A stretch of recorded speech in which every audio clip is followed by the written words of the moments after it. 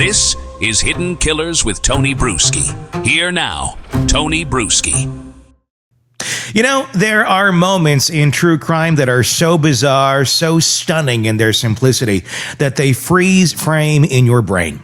September 19th, 2024, in Whitesburg, Kentucky, is one of those. What happened that day is Sheriff Shawn Mickey Stines. He had lunch with a man that he called his friend, Judge Kevin Mullins.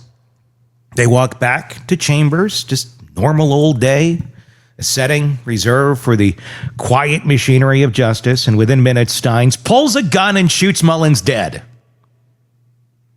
You know, right after the boneless buffalo wings at the Applebee's. I don't know if that's where they went. I don't know if that's what they had. But that, unfortunately, is the only made-up part of that story. The gun in the chambers, someone being dead, that's all real. And it's on camera. There is no ambiguity about what happened. The question is, why? On the surface, prosecutors say it's cut and dry. It was just one of those murders. You know, the murders where you just walk in and you shoot your friend for no reason and go nuts. When you peel back the layers and suddenly the easy answers vanish. This wasn't some bar fight or an impulsive act on the side of the road. This was a sheriff, the county's highest lawman, calmly walking into the epicenter of power, a place with cameras on the ceiling, fully aware of who was in the room and executing a man he had just had lunch with. Then he surrendered without a fight. Caught up yet? Days earlier, Stines had been deposed in a civil case tied to corruption and misconduct in his county. A case already putting ugly allegations onto the public record. Was this about protecting his reputation? Was it fear? Was it rage? Or was this the final crack in the dam of a man who couldn't reconcile the secrets around him anymore? And then there's the bizarre post-shooting behavior. Reports say on body cam footage, Stines sounded paranoid, even muttering to officers that they were going to kill him. But those same officers treated him calmly, almost gingerly, as if they weren't sure what had just landed in their laps. What do you make of a man who in one breath seems delusional and in the next perfectly compliant? Isn't a case of a heat of the moment scuffle. This is a methodical, calm, was it measured and yet utterly self-destructive act, which makes it one of the strangest crimes we've seen play out in real time. Was this insanity or was this something darker? A sheriff who saw no way out except through violence. That's where we're going to begin today with psychotherapist and author Shavaun Scott, who spent her career breaking down the minds of killers from a psychological standpoint. What does it mean when someone in authority commits violence in the most visible, incriminating way possible in the seat of justice itself? It's certainly a weird case, which is why everybody's talking about it, because you're right. Obviously, it was more important for him to kill the judge than it was for him to be convicted and in all likelihood go to prison for what he did. So there's a story here, but we don't know what the story is. And so we're left speculating at this point. But what a strange tale with the corruption that seems to go all the way to the top there. Yeah, and we're going to get into all of that. Let's keep putting some of the clues together and what we know about the actions of the sheriff prior to what we are starting to learn now, because there's a lot of accusations that have come out. We're going to get to that in an interview that Brian Ensign of News Nation recently did, blowing open the lid on this community if the accusations are true. Sheriff Stines, right after the shooting, and he was apprehended immediately right there. He sounded paranoid, saying things like, "You're going to kill me," to the other officers. And He was sitting there calmly, and he was being treated very calmly, too. If you watch those videos, the officers aren't up in his face. They aren't screaming at him. They are just as confused and wondering what the hell just happened here. And they are acting seemingly in a measured way. But what is that? The question of, you're going to kill me. More of a statement almost than a question.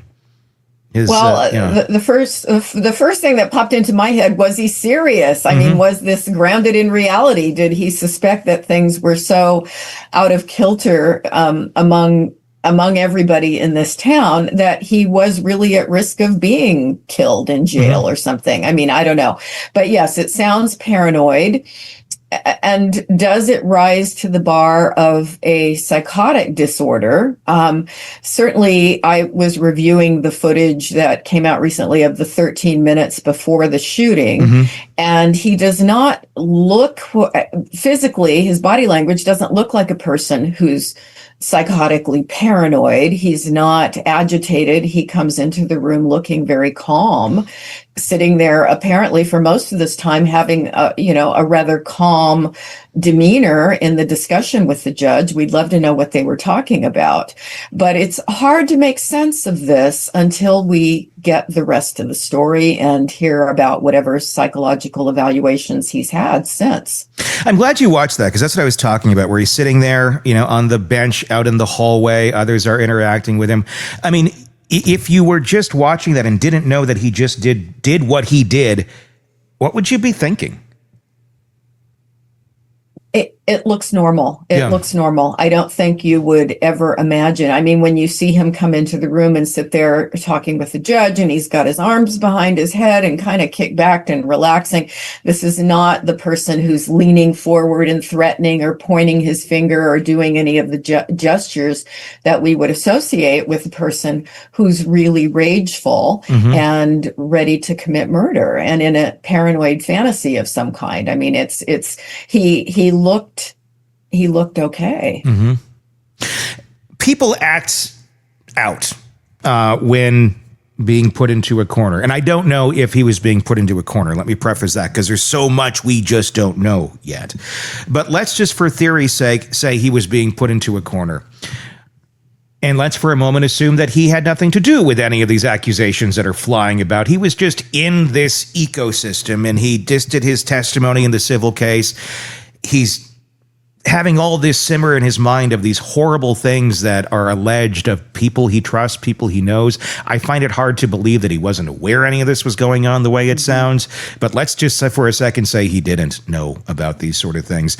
And if he snapped, would that be insanity? Is that insanity? If all this finally got to him, he this deplorable sex ring allegedly that's going on with his friend in these chambers of this community that he patrols, he guards, he's the sheriff. That would, I think, if you didn't know what was going on, would break your heart, would I think could spark you to go very mad and angry at these people who may be perpetrating these things.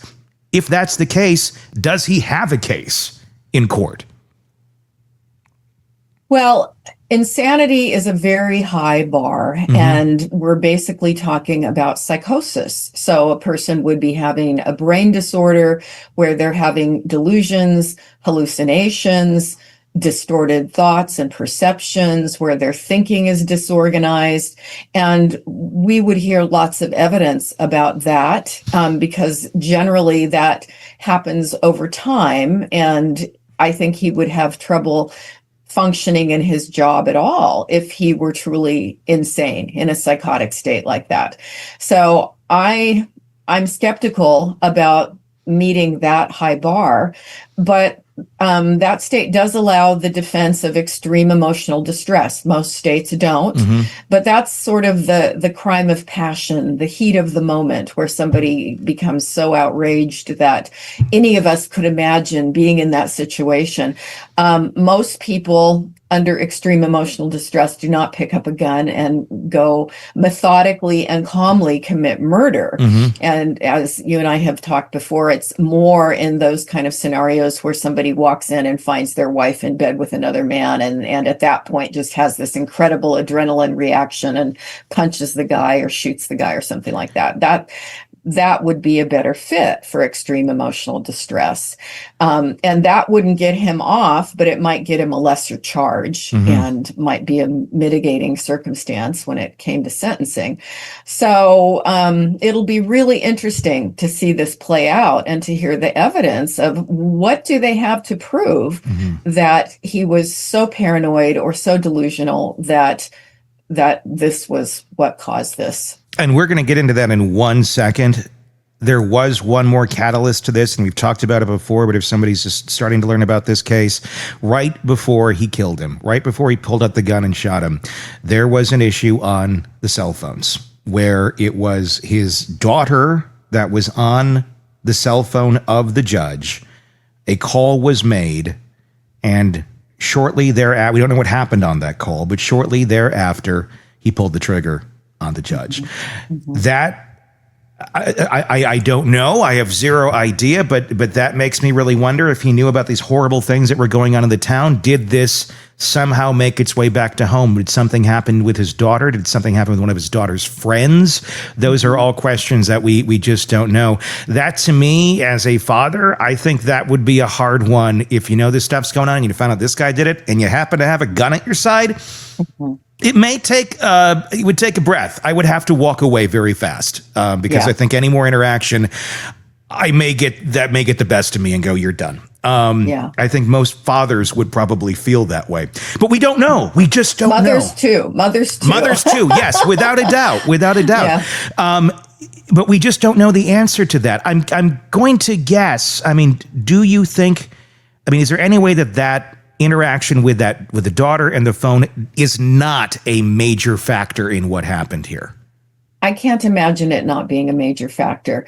And the other thing, I wonder, did he have knowledge of something? Was he trying to discuss it with the judge, give the opportunity for the judge to, say something that was going to be appeasing in a way, something apologetic, and he didn't get that. And so that was the final straw for him. That's certainly a possibility because, there's got to be meaning in the phone calls made. The sheriff in the video, we see it obviously right up into the point where he pulls the trigger. He looks, I don't know. I mean, he doesn't appear to be enraged. It's just, it goes from 0 to 100 really, really fast. Yep. I mean, when you watch that, and I know you've seen it probably many times now, what do you make of that?